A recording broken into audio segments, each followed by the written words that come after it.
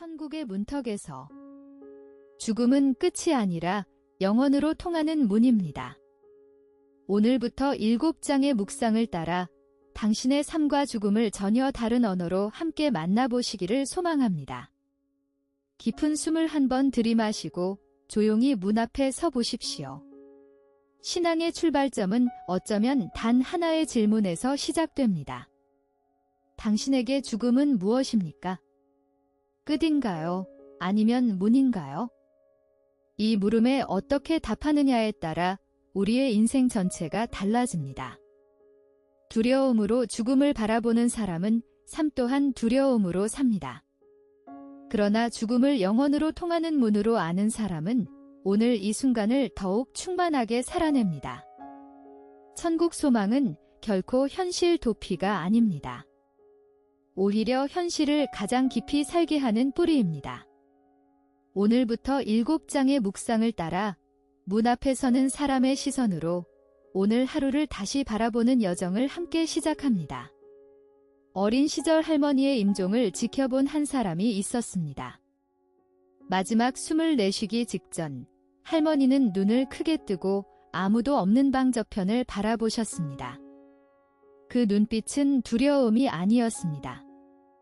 오랫동안 기다려온 누군가를 마침내 만나는 얼굴이었습니다. 우리는 죽음을 끝이라 배웠습니다. 장례식장의 국화꽃과 검은 옷, 낮게 깔린 오열 소리. 그 모든 것이 죽음은 완전히 닫히는 사건이라고 말하는 듯합니다. 그러나 예수님은 라사로의 무덤 앞에서 전혀 다른 언어를 선포하셨습니다. 나는 부활이요 생명이니 나를 믿는 자는 죽어도 살겠고 무릇 살아서 나를 믿는 자는 영원히 죽지 아니하리라. 요한복음 11장 25에서 26절. 죽음은 마침표가 아니라 쉼표이며 벽이 아니라 문입니다. 같은 죽음을 두고 세상은 두 가지 언어로 이야기합니다. 한편에는 끝의 언어가 있습니다. 검은 옷과 국화꽃, 돌이킬 수 없는 이별, 닫힌 문과 막다른 벽, 상실의 문법이 그 언어를 이룹니다. 그러나 성경은 전혀 다른 언어를 건넵니다. 라사로의 무덤 앞에서 선포된 부활의 언어, 마침표가 아니라 쉼표, 벽이 아니라 열린 문, 건너가는 길과 부활의 문법이 바로 그것입니다. 바울은 감옥 안에서 기쁨을 노래했고 스데반은 돌에 맞으면서도 하늘이 열리는 것을 보았습니다. 초대교회 성도들은 박해 속에서도 찬송을 불렀습니다. 그들에게는 한 가지 공통점이 있었습니다. 그들은 문 너머를 이미 알고 있었습니다. 그 알미 그들의 현재를 완전히 바꾸었습니다. 많은 이들이 천국을 죽음 이후에 펼쳐지는 어떤 장소로만 여깁니다. 구름 위, 빛의 저편, 이 세상이 끝난 다음에야 들어가는 곳. 그러나 성경은 전혀 다른 시각을 제시합니다. 영혼은 나중이 아니라 지금의 뿌리를 두고 있다는 것입니다. 예수님은 바리새인들의 질문 앞에서 이렇게 답하셨습니다. 하나님의 나라는 볼 수 있게 임하는 것이 아니요 여기 있다 저기 있다고도 못하리니 하나님의 나라는 너희 안에 있느니라. 누가복음 17장 20에서 21절. 하나님은 준비된 순간이 아니라 우리가 서 있는 바로 그 자리를 성소로 삼으십니다. 병원 대기실이든 낯선 도시의 호텔방이든 오래된 부엌이든 오늘 신발을 벗으라는 그 명령은 지금도 여전히 유효합니다. 봄이 되면 나비가 날아오릅니다. 그 찬란한 날갯짓 뒤에는 어둡고 좁은 번데기의 시간이 있었습니다. 우리의 육신도 이와 같습니다. 이 몸은 우리의 본질이 아니라 영원한 집을 향해 가는 여정에서 잠시 입고 있는 옷입니다.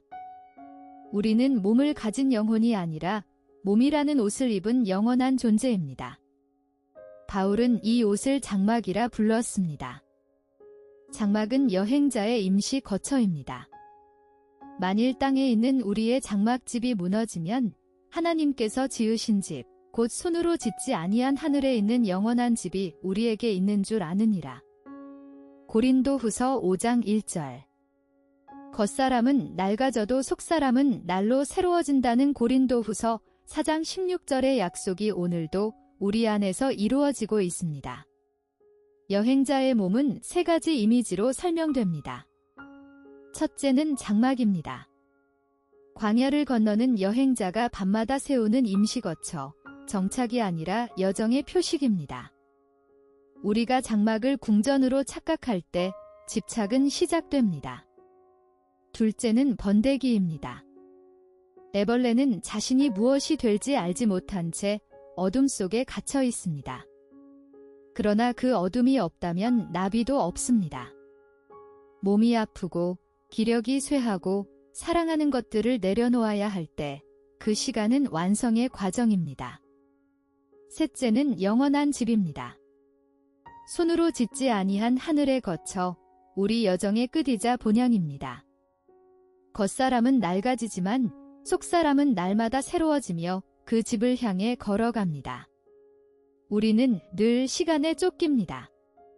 어제를 후회하고 내일을 불안해하며 지금 이 순간을 서둘러 지나칩니다. 그런데 가장 깊이 하나님을 만났던 순간을 떠올려 보면 그것은 대부분 특별한 날이 아니었습니다. 이른 아침 창문으로 쏟아지던 햇살, 기도하다 문득 찾아온 고요함, 누군가의 손을 잡았던 짧은 침묵. 찰나 속에 영원히 깃들어 있었습니다. 성경은 말합니다. 가만히 있어 내가 하나님 됨을 알지어다. 시편 46편 10절. 엘리야가 하나님의 음성을 들은 것은 불과 지진과 강풍이 지나간 뒤 세미한 소리 속에서였습니다. 열왕기상 19장 12절. 하루 중 단 5분이라도 모든 것을 내려놓고 그분 앞에 앉아 보십시오. 우리는 매일 걱정을 달고 삽니다. 직장, 건강, 관계, 돈, 이 모든 것이 마치 거대한 바위처럼 가슴 위에 올라앉습니다. 그러나 한 번이라도 멈추어 물어본 적이 있습니까? 이 걱정의 크기를 대체 무엇으로 재고 있는가? 영원이라는 눈금자를 꺼내 들면 그 크기는 달라지기 시작합니다. 바울은 이렇게 고백합니다. 우리가 잠깐 받는 환난에 경한 것이 지극히 크고 영원한 영광에 중한 것을 우리에게 이루게 함이니 우리가 주목하는 것은 보이는 것이 아니요 보이지 않는 것이니 보이는 것은 잠깐이요 보이지 않는 것은 영원함이라. 고린도후서 4장 17에서 18절. 그는 이 말씀을 서재가 아니라 채찍과 감옥과 굶주림의 한복판에서 썼습니다. 걱정은 어떤 저울 위에 놓느냐에 따라 그 크기가 달라집니다. 오늘의 저울 위에서는 모든 것이 과장됩니다. 지금 당장의 문제, 눈앞의 손실과 이익, 통제하려는 움켜쥘, 그리고 세상을 삼킬 듯한 무게감. 그러나 영혼의 저울 위에 올려놓으면 그 크기가 정확히 드러납니다. 10년 후에도 남을 것이 무엇인지, 영혼에 새겨질 가치가 어디에 있는지, 맡기고 내려놓을 때의 그 자유가 얼마나 가벼운지, 그리고 잠깐이요 경한 환난에 지나지 않음이 밝혀집니다. 실생활의 훈련은 단순합니다. 걱정이 밀려올 때마다 이렇게 물어보십시오. 이것이 10년 후에도 중요한가? 영혼의 기준으로 보면 이것은 무엇인가? 그 물음이 걱정에게 정직한 눈금을 새깁니다. 아침 햇살이 창문으로 스며들 때 우리는 무심코 하루를 시작합니다. 오늘 무엇을 먹을지, 누구에게 전화할지, 어떤 말을 내뱉을지. 이 작은 선택들이 쌓여 한 사람의 삶을 만듭니다. 그리스도의 부활을 진정으로 믿는 사람은 이 평범한 순간들이 전혀 다른 무게를 지닌다는 것을 압니다. 예수님께서 무덤에서 걸어 나오신 그 아침, 역사의 근본 문법이 바뀌었습니다. 죽음은 더 이상 마지막 말이 아닙니다.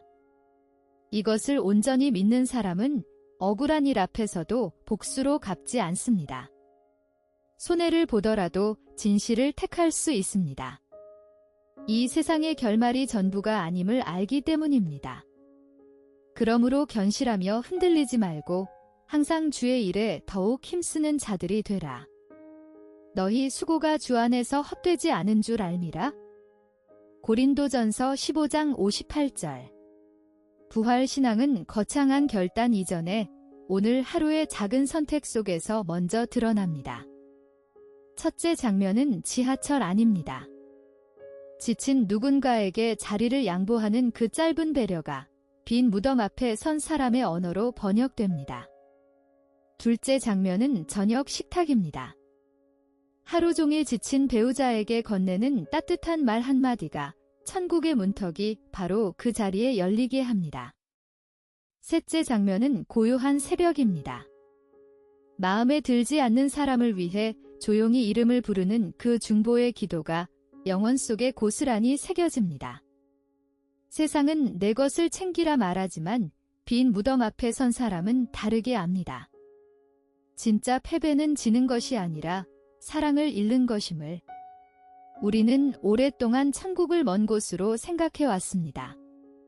죽음 이후에야 열리는 문, 이 세상의 고통이 끝난 뒤의 안식처.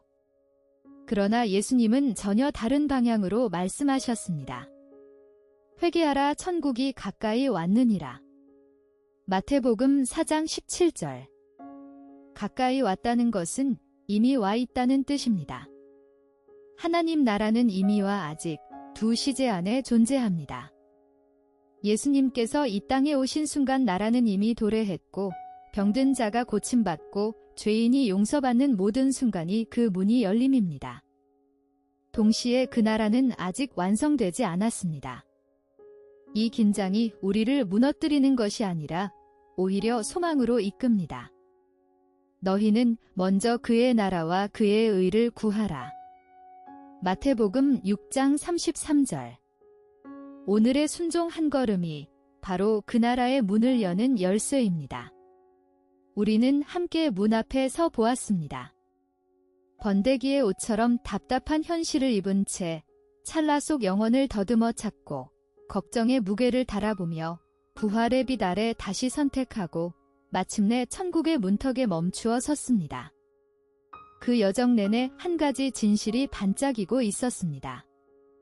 하나님은 저 먼 곳이 아니라 지금 바로 여기 당신 곁에 숨쉬고 계시다는 것, 내가 세상 끝날까지 너희와 항상 함께 있으리라. 마태복음 28장 20절. 당신은 지금 이미 천국을 향한 길 위에 서 있습니다. 다음 회에는 부활의 증거들을 함께 묵상합니다. 우주나 채널을 구독하시고 다음 시간에 다시 만나기를 기도합니다. 주님의 크신 사랑이 여러분의 모든 문턱 위에 함께 하시기를 축복합니다.